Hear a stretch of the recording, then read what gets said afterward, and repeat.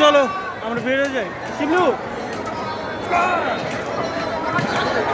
কানায় কানায় পরিপূর্ণ আজকে 4 গ্রামের মাঠ। খেলা হচ্ছে সিঙ্গার বনাম কেরানীগঞ্জ। সিঙ্গার 4টি গোল দিয়েছেন, কেরানীগঞ্জ 1টি। দ্বিতীয়ার্ধের খেলা শেষ পর্যায়ে আছে।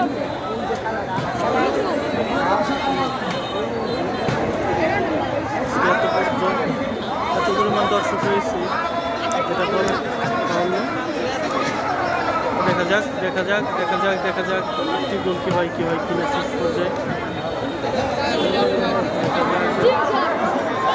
গোল গোল সেই সাথে গোল আর একটি গোল, 5টি গোল দিয়ে দিলেন সিঙ্গার কেরানীগঞ্জকে।